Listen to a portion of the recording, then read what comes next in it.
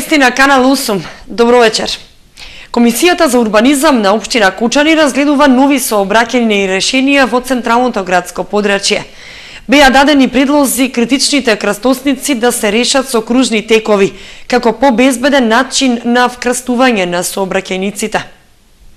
Нови кружни текови се предлагаат за најфреквентните крстосници во централното градско подрачје на Кочани. Изведбата на кружниот тек кај поранешниот двоен одсек се покажала како многу ефикасна, заради што семафорите и другата сигнализација ќе бидат заменети со побезбедни сообраќајни решенија. Со ваков став излегува урбанистите на седницата на Комисијата за урбанизам, што заседаваше во проширен состав и на која се разгледуваа нови сообраќајни решенија. Црната точка на вкрстување на улиците Тодосија Паунов, Маршал Тито и Григор Апостолов Гочо во близина на гимназијата, во иднина треба да прерасне во големо кружно движење што ќе ги зафати постојните два моста.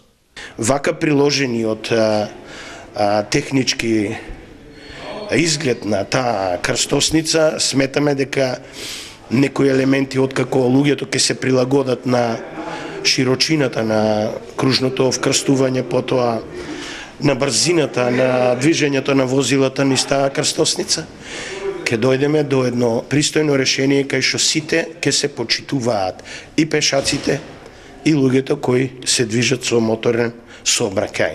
Според идејниот проект, мостовите на оваа крстосница би требало да прераснат во големо кружно движење со тревна површина, а дополнително да се направи проширување во кое ќе се вклопат сите улици.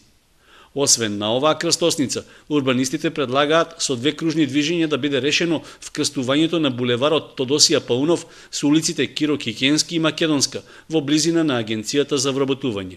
Овие две точки се на работ на сообраќајните правила за да можеме да направиме и економични крстосници и сообраќајни издржани решенија кои само ќе ни го подобрат обстојувањето и сообраќајната култура и сообраќајната сигурност на силно посочени точки на вкрстување. Беше дадено размислување дека кружни текови би требало да се изградат и на влезот во Кочани кај поранешен Грозд, потоа кај хотелот Национал, како и на улицата Роза Петрова кај дисконтото Соговка. На состанокот на Комисијата за урбанизам беше речено дека се работи за скапи решенија, заради што не би можело да се реализираат за 1 или 2 години. Сепак, оценка е дека кружните текови кај Агенцијата за вработување би биле нешто поевтини за изведба, заради што би можеле побрзо да се реализираат. Во Кочани започна со работа Агенција за обновливи извори на енергија.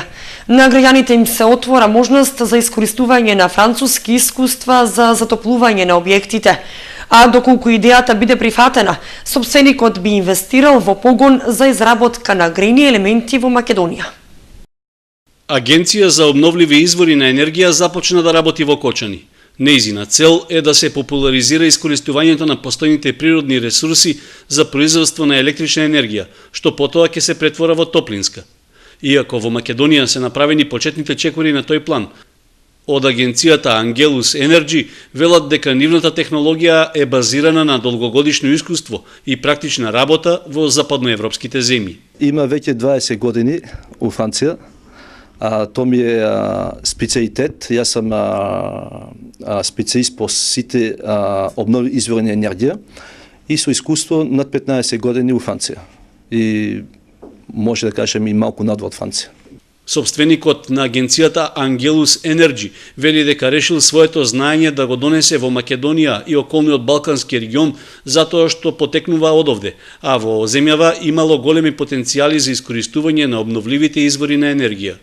Заради тоа, вели Михаил, неопходно ќе биде најпрвин да се подигне јавната свест кај населението за ефикасноста и економичноста на обновливите извори на енергија. Прво почињаме како консултант да објаснеме прво на кој начин енергиите ќе може да бидат искористени, а отпосто ќе правиме обет за кои предмети ќе може да се увезат, тие ќе бидат сите увезени.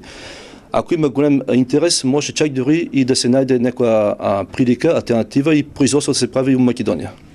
Агенцијата Angelus Energy има своја канцеларија во централното градско подрачје на Кочани и е отворена за сите заинтересирани кои сакаат да инвестираат во поевтино и поеколошко загревање на своите објекти.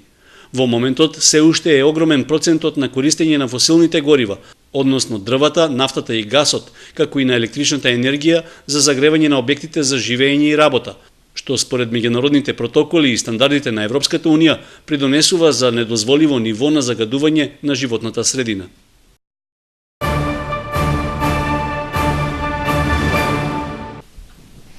Земјоделците од општина Чешиново Облешево иницираа состанок на претседателите на нивните месни заедници со директорот на водостопанското предпријатие.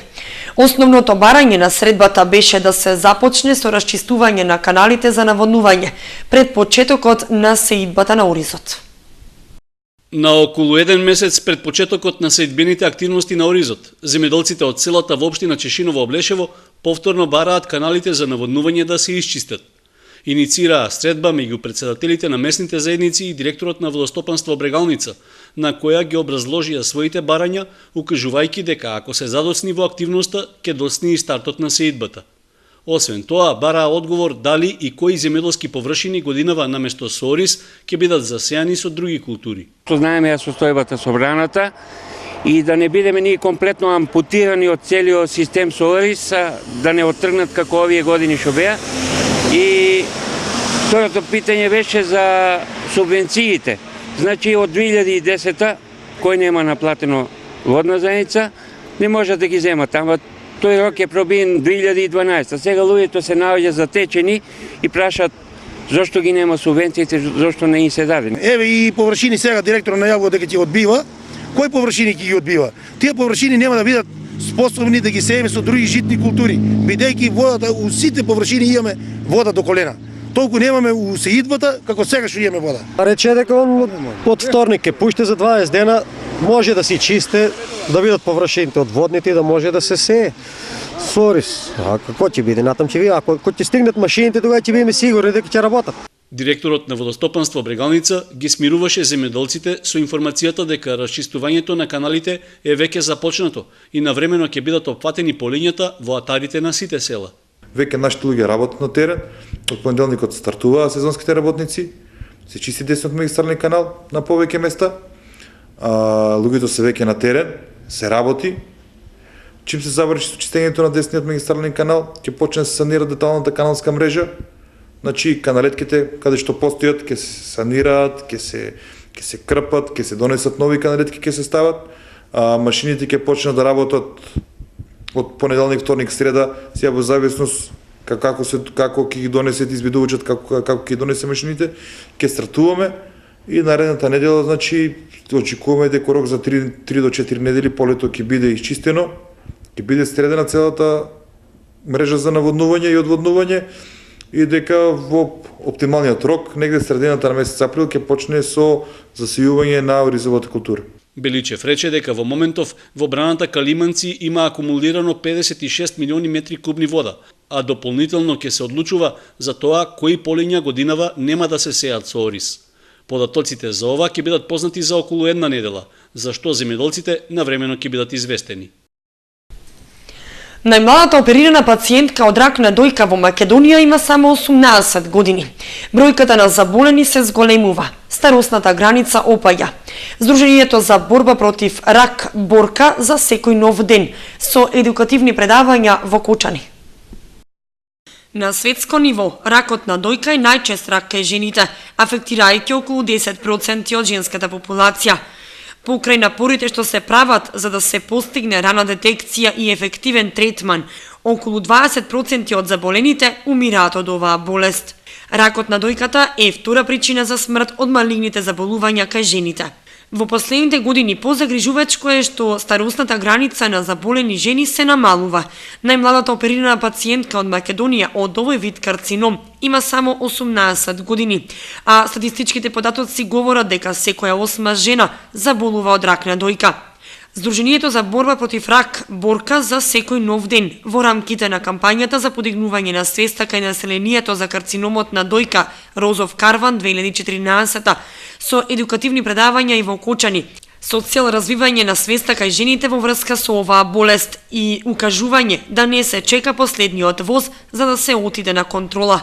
Целната група ни се сите жени од овој град, се со цел да можеме да ги едуцираме, да ги информираме за ракот како болест, за само прегледот, за важноста од навремени прегледи, соодветна терапија, се со цел да имаме што повеќе жени излечени од оваа болест, затоа што и многу од нив кои што веќе се оперирани, кои што се исто така тука присутни на предавањето, токму и тоа го кажува дека всушност овој вид на карцином може и да се победи. Не смееме да дозволиме да биде табу тема, не смееме да дозволиме сите оние кои што поминуваат низ оваа болест да бидат дискриминирани, да бидат отфрлени од општеството, особено е таа практика, да кажем и во помалите места каде што се повлекуваат, значи не се социализираат во текот на самата терапија на самата болест. На присутните им се обрати и Валентина Андонова, координатор на Сдруженијето за Кочани и Виница, а присутен беше и представникот Жена Центарот од Скопје Медикус Хелп.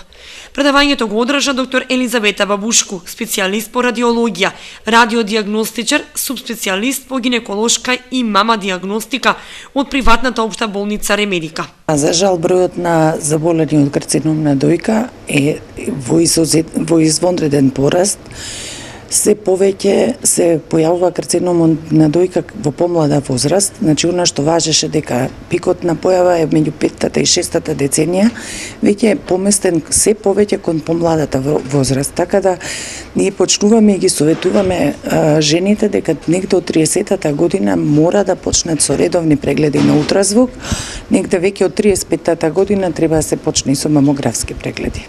Пациентките најчесто сами ја откриваат промената, значи ќе напипаат грудка и тоа веќе ствара паника и тогаш се јавуваат. Меѓутоа, за жал, само 40% од карциномите на дојка се палпабилни и најчесто се откриваат случајно кога доаѓаат на рутински прегледи. И најдобро е кога тоа така се случува, значи тоа може да се случи само ако жената редовно доаѓа на прегледи. Доктор Бабушку се задржа и на објаснување за важноста од самопрегледот на градите, што треба да го врши секоја жена еднаш месечно, како и за важноста од вршење преглед и мамографија кај лекар специјалист. Полициската станица од Виница поднесе кривична пријава против 38 годишниот ГТ од Штип за сторени 5 кривични дела лихварство. 64 годишниот од Виница за соизвршителство, 42 годишната НГ и 52 годишната АН, двете од Виница за злоупотреба на службената положба и овластување. Лицата со иницијали ГТ и ОТ во периодот од 3 октомври 2008 година до 30 јануари минатата година на 5 лица од Виница и Кочани им позајмиле 57.450 евра, за што склучиле договори во кои била предвидена несразмерна месечна камата и се стекнале со имотна корист од 113.906 евра. На Гајана, искористувајќи ја својата службена положба, а спротивно на банкарското и благајничко работење, по барање на ОТ на 30 и 31 јануари 2012 година во Стопанска банка АД Скопје, филијала Виница, каде и двајцата се вработени без присуство на ЗЛ, 46 годишна, на нејзино име отвориле и активирале трансакциона сметка на која ОТ во 2 наврата уплатил вкупно 762.600 денари, колку што бил договорениот заем со камата за 6 месеци со ЗЛ, 43 години, сопруг на ЗЛ, 46 годишна. Исто така, АНА, спротивно на одредбите на упатството за благајничко работење, без присуство на носителот на трансакционата сметка и овластено лице од негова страна и негово задолжително евидентирање, на 30 и 31 јануари 2012 година на ОТ му го исплатила наведениот износ, од кој тој пак на ЗЛ нарака и го исплатил договорениот заем од 615.000 денари, а каматата од 147.600 денари ја задржал за себе, иако истата била наведена во договорот за заем како основица на заемот, така што се прикрило на кој начин позаемиците ги дава со висока камата, стекнувајќи се при тоа со несразмерна имотна корист. Сообраќајна незгода се случи на Штипски пат на крстосницата со улицата Павлина Велјанова. Учествуваа 2 возила, Opel Corsa и Citroen Caravan. За среќа немаше повредени, а беше предизвикана поголема материјална штета. Неофицијално, причина за незгодата е лизгавиот коловоз, поради што се препорачува до возачите да бидат особено внимателни додека управуваат со возилата, поради состојбата на патиштата, а предизвикана од врнежите од дожд кои по викендов ќе преминат во врнежи од снег. Преку едукација, полицијата ги упатува граѓаните за правилна употреба на визната либерализација и ја подига јавната свест за бенефитите од неа, како и укажување на штетните последици од нејзина злоупотреба. Ромите се пожалија на дискриминација на граница. Враќани се, иако ги имаат сите потребни документи. На трибината присутните граѓани беа запознаени со условите за влез во земјите на Шенген зоната, на што треба да внимаваат при планирање на патувањето, визното олеснување, правото и времето за престој во странство, како и за последиците од злоупотреба на визната либерализација. Визната либерализација за нашите граѓани се однесува само на кратки патувања, а не и за подолг престој, односно со намера да живеат во некои од земјите членки на Европската Унија. Визната либерализација не може да послужи на нашите граѓани за добивање на азил, бидејќи доколку нашите граѓани патуваат со таква цел во земјите членки на Европската Унија, од истите земји ќе бидат депортирани во Република Македонија, а при тоа може да и биде изречена привремена или трајна забрана за влез во земјите на Шенген зоната. Да не се подлегнува на манипулативните трикови на туристичките агенции, кои нудат патување на граѓаните во неколку европски држави за одреден финансиски надомест за стекнување на статус азилант, затоа што добивање на таков статус за нашите граѓани е невозможен, апелираа полициските инспектори. На трибината присутните граѓани, од кои поголемиот број беа од ромска националност, се пожалија дека со комплетни документи за излез од државата на граница ги враќаат само во зависност од бојата на лицето, односно затоа што се роми.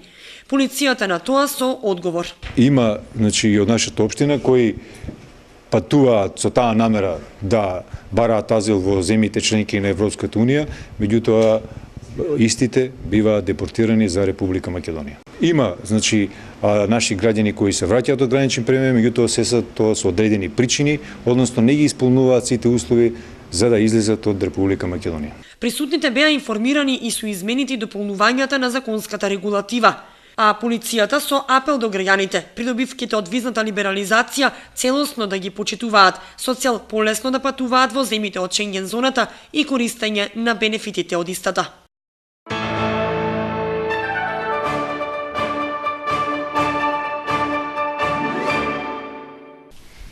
Сите граѓани кои досега не го искористиле правото да извршат увид во избирачкиот список, ќе може тоа да го направат најдоцна до петок на полноќ, а со тоа се заокружува 20-дневниот јавен увид на избирачките списоци за претседателските избори.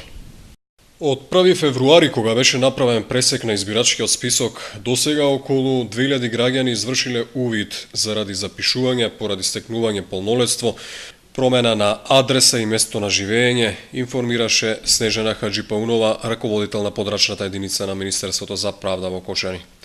Последните два изборни циклуса, додава Хаджипаунова, граѓаните се многу поагилни и позаинтересирани за проверка и утврдување на нивните податоци во избирачкиот список.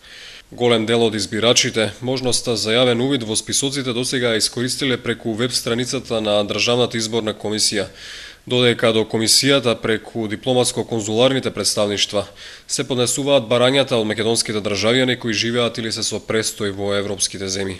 Примените барања и пријави преку дипломатско-конзуларните представништва, Министерството за надворешни работи треба да ги достави до Државната изборна комисија најдоцна од 10 март, пошто избирачките списоци на 12 март ќе им бидат доставени на политичките партии. Кампањата за претседателските избори почнува на 24 март, 20 дена пред изборите. На вториот круг од изборите на 27 април во земјата ќе се одржат и предвремени парламентарни избори, зашто изборните рокови Државната изборна комисија ќе ги соопшти во следните денови. Првиот круг од претседателските избори е закажан за 13 април, а евентуален втор круг на 27 април. ЕМА на Македонија ги известува граѓаните дека ќе има прекин во снабдувањето со електрична енергија. Без струја в петок 7 март ќе останат дел од корисниците од село Чешиново. Прекинот ќе биде во периодот од 10 часот до 15 часот и 30 минути. Како што информираат од Евана, тоа е заради реализација на инвестиционите зафати за подобрување на квалитетот во снабдувањето со електрична енергија на корисниците во тие реони.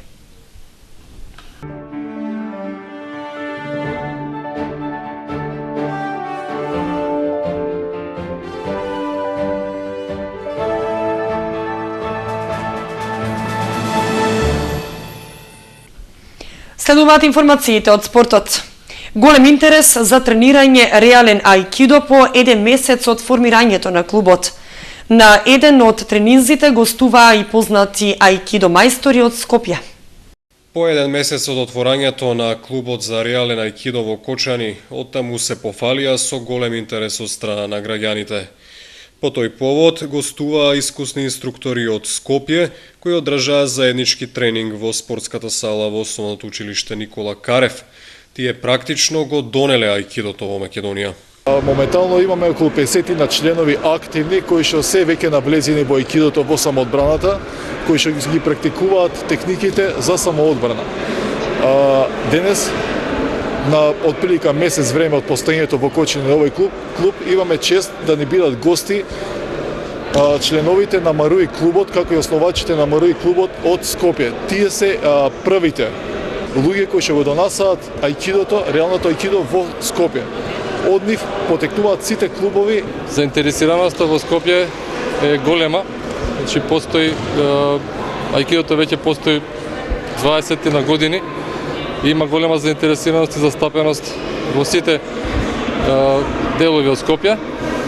Ова е нешто ново, после долго време во друг крај од Република Македонија се отвара клуб и како што гледам, значи има голема заинтересираност и тука. За многу брзо време има бројка околу 20-30 заинтересирани членови, што е доста добро. Задоволни од тренинзите се и членовите на клубот за реален аикидо. Самоодбрана и учам техники. Јас вежбам скоро 2 месеци и сум многу задоволен затоа што можам да научам многу од ова и како да го користам во секојдневниот живот, но и да се одбранам од некој ако ме нападне. Многу сум задоволен од условите тука, од тренинзите и мислам дека реалното аикидо е добра вештина.